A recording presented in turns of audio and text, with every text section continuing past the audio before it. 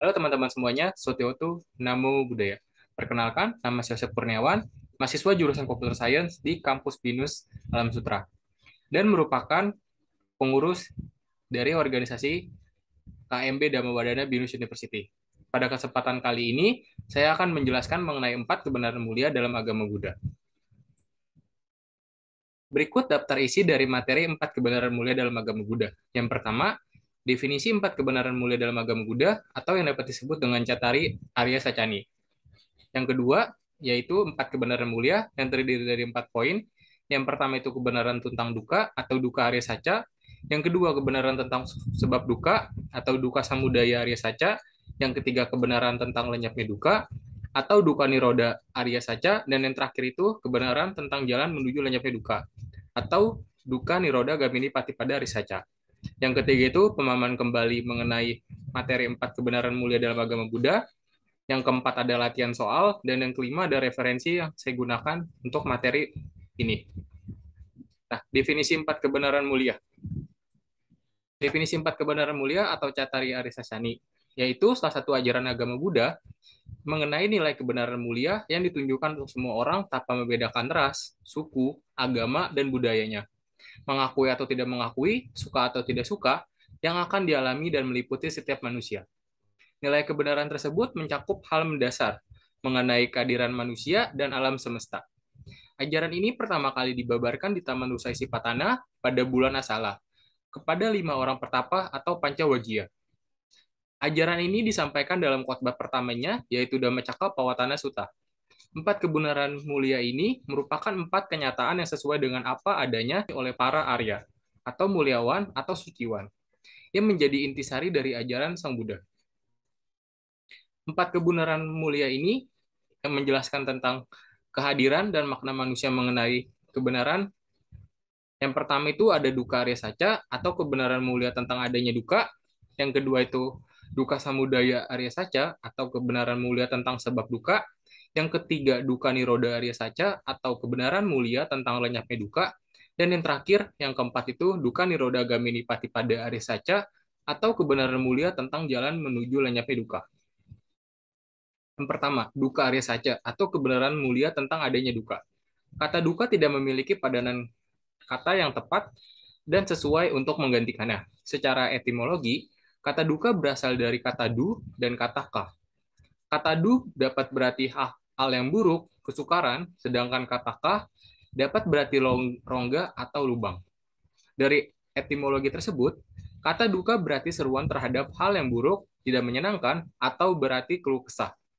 Pada umumnya, kata duka diterjemahkan ke dalam bahasa Indonesia sebagai penderitaan, ketidakpuasan, namun kata duka juga bisa diterjemahkan sebagai keluh kesah atau sesuatu yang menimbulkan keluh kesah.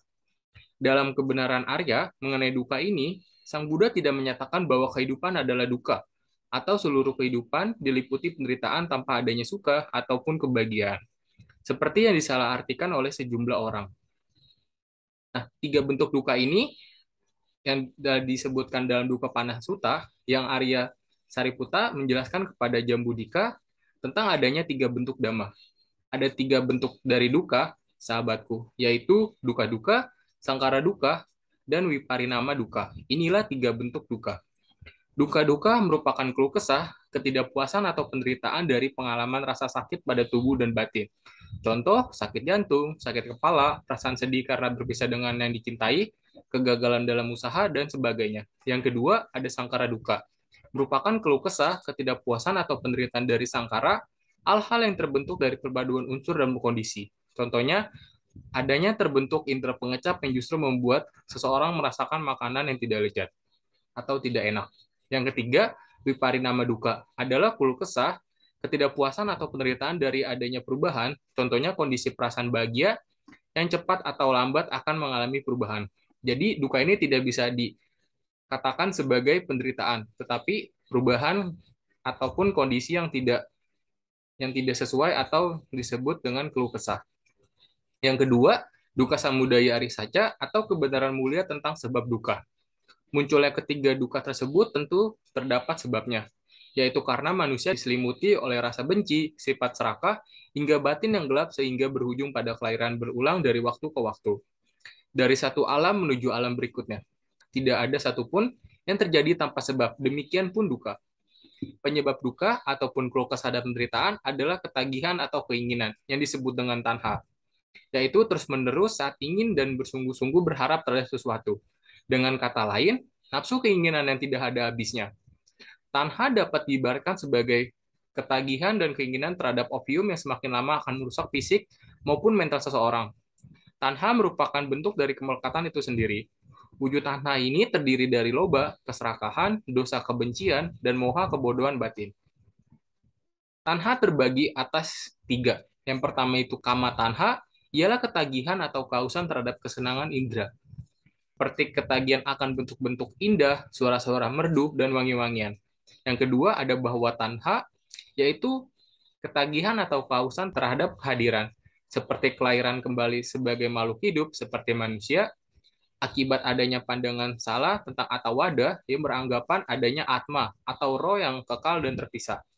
Yang ketiga ada wibaha tanha, ialah ketagihan atau kehausan terhadap ketidakhadiran, seperti pemusnahan, akibat adanya pandangan salah tentang ucedawada yang beranggapan bahwa segala sesuatunya akan berakhir hancur setelah kematian terjadi. Selain tanha, penyebab duka lainnya yaitu ialah awija atau kebodohan batin, yakni melekat terhadap kekekalan objek sementara atau tidak dapat menempatkan secara mutlak dan relatif, tidak mengetahui mana yang baik ataupun buruk. Yang ketiga, duka niroda arya saca atau kebenaran mulia tentang lenyapnya duka. Sang Buddha menjelaskan tentang keberadaan lenyapnya duka, yaitu saat lenyapnya ketagihan atau keinginan yang disebut tanha dan kebodohan batin yang disebut dengan awija, yang merupakan penyebab asal munculnya duka. Oleh karena itu, dengan melenyapkan tanha dan awija, maka lenyaplah pula duka. Keadaan lenyapnya duka maupun lenyapnya tanha dan awija disebut dengan nibbana, yang secara harfiah berarti kebahagiaan tertinggi.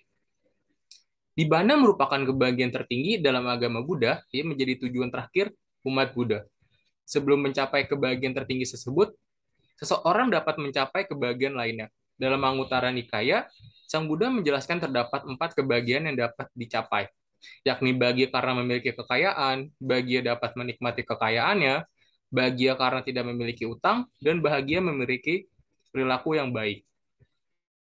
Dalam Nibbana Dhatu Sutta, Sang Buddha menjelaskan terdapat 2 jenis nibbana berdasarkan pencapaiannya atau perelasiannya, yaitu ada Upadisesa Nibbana, nibbana dengan sisa landasan keberadaan, yaitu nibbana yang dicapai saat masih adanya sisa landasan keberadaan, atau disebut upadi, yaitu jasmani dan batin yang memiliki 5 indera atau pancindriya.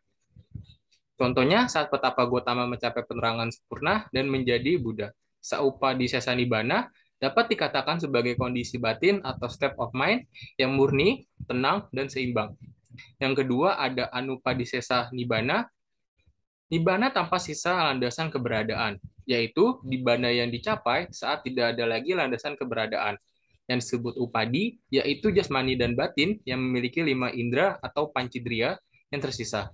Contoh mereka yang tercerahkan penuh, yaitu para Buddha dan para harahat. Aupadisesa nibbana juga disebut dengan nama parinibbana atau nibbana sepenuhnya.